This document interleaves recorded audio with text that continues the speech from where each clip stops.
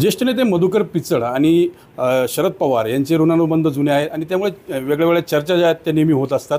आत्ता देखील चर्चा सुरू आहे की मधुकर पिचड आणि माजी आमदार वैभव पिचड हे पुन्हा एकदा शरद पवार गटात जात आहेत. आपल्यासोबत स्वतः वैभव पिचड आहेत. काय नेमकं ही जी चर्चा होती कशा अँगलनं तुम्ही तालुक्यातील एकंदरीत वातावरण आणि या तालुक्यातील वातावरणामध्ये समोरच्या लोकांना ज्यावेळेस दिसतं की गर्दी होत नाहीत तर त्या निमित्ताने कुठेतरी पिचड साहेबांच्या प्रवेशाची अफवा या ठिकाणी पसरायची आणि त्या निमित्ताने आजच्या सभेला गर्दी करायची.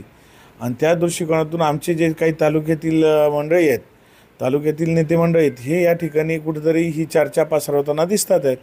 जे गणित आहे माहितीचं ते जर बघितलं तर विद्यमान आमदारांना तिकीट देण्याची चर्चा आहे. मग अशा पद्धतीने अकोले तालुक्याचं जर गणित बघितलं तर विद्यमान आमदार हे अजित पवार गटासोबत आहे. मग कशी रणनीती राहणार? एक आपण फॅक्टर लक्षात घेतला नाही का ओव्हरऑल हे जे महायुती झालेली आहे या महायुतीचं उद्दिष्ट पुढचं तुम्ही जर सगळ्या नेत्यांचं जर म्हणणं ऐकलं असेल का जे सर्वेक्षणामध्ये निवडून येणार आहेत त्यांना आमचं तिकीट वाटप राहील. आणि ओव्हरऑल या सर्वेक्षणामध्ये आपण बघू की काय बसतंय काय नाही. मला खात्री आहे का या तालुक्याच्या शेतकऱ्याच्या कानाकोपऱ्यात पसरलेल्या माणसावरती मनावरती गेले 35-30 वर्ष या ठिकाणी पिचड साहेबांचं मनामध्ये घर करून बसलेले पिचड साहेब आणि त्याबरोबर पिचड साहेबांनी केलेले कामं आणि या पाण्यामुळं विशेषतः तर या पाण्यामुळं या मतदारसंघातील कष्टकरी गोरगरीब माणसांचा विकासाच्या दृष्टिकोनातून झालेलं काम आणि त्याची बदललेली आर्थिक परिस्थिती ही सर्वांना ज्ञात असेल.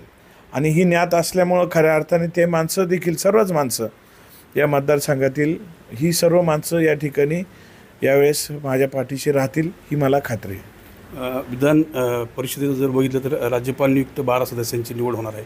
त्या निवडीकडे कसं बघतं? कारण तिथं प्रतिनिधित्व करायला आज आदिवासी कुणी आमदार नाही. निश्चितपणाने एक सांगू इच्छितो का ज्यावेळेस आपण बघतोय की एकंदरीत विधान परिषदेमधला एक आढावा घेतल्यानंतर विधान परिषदेमध्ये आदिवासी भागातील लोकांची समस्या मांडण्याच्या दृष्टिकोनातून सामाजिक संस्थेतील असू द्या किंवा राजकीय परिस्थितीत असू द्या कुठलाही एकही आदिवासी व्यक्ती त्या ठिकाणी आमदार म्हणून नाही आहे. पक्षाला माझी मागणी राहील की एखादा आदिवासी व्यक्ती हा विधान परिषदेमध्ये असावा. नुकतंच आपण पाहिलं असेल की मातंग समाजाच्या व्यक्तींना देखील या ठिकाणी आपण पक्षाने न्याय दिलेला आहे. तसंच आदिवासी समाजाला देखील न्याय देतील अशी माझी भूमिका राहील. विधान परिषदेत आदिवासी समाजाला न्याय देतील असं एकंदरीत वैभव पिचड म्हणतात. तर दुसरीकडे त्यांनी ज्या चर्चा सुरू आहे त्यांच्या पक्षप्रवेशात त्याला देखील पूर्णविराम दिला आहे.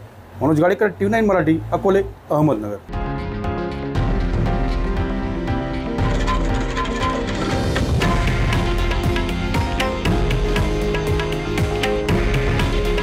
हे आहे देशातील नंबर 1 न्यूज नेटवर्क आणि आपण पाहत आहात TV9 मराठी. काळजी तुमची, हित महाराष्ट्राचं.